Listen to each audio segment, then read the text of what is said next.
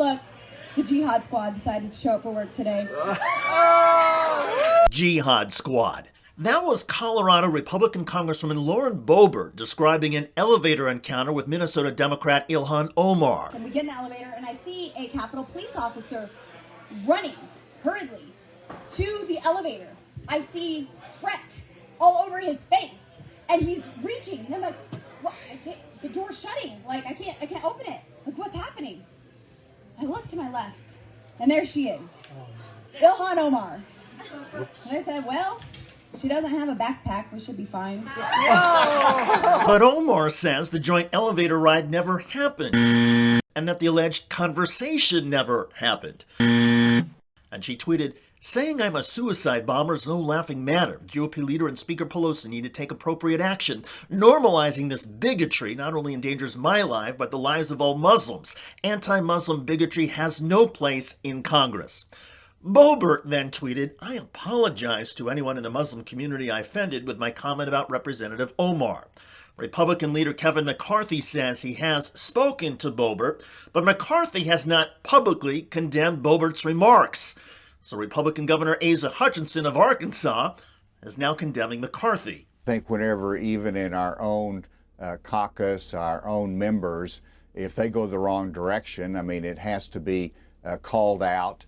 It has to be dealt with, particularly whenever it is breaching the civility, whenever it is crossing the line in terms of violence or increasing the divide in our country.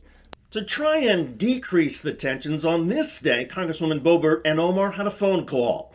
It did not go well. Hello, everybody. I'm David Shuster, and thanks for joining us. Congresswoman Omar issued a statement saying she graciously accepted a call from Representative Boebert in the hopes of receiving a direct apology.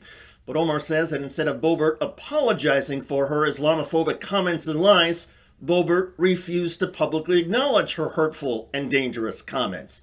And Omar says Boebert doubled down on her rhetoric, prompting Omar to end the call.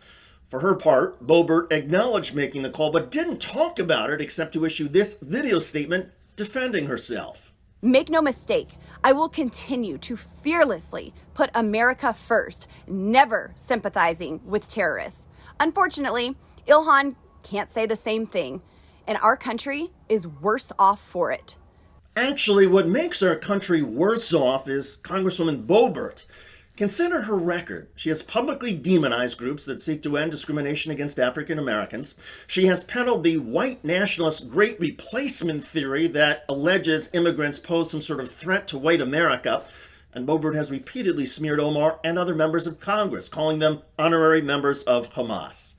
Perhaps we shouldn't be surprised by GOP leader McCarthy's refusal to denounce Boebert. For years, Republican leaders have politically weaponized anti-Muslim bigotry.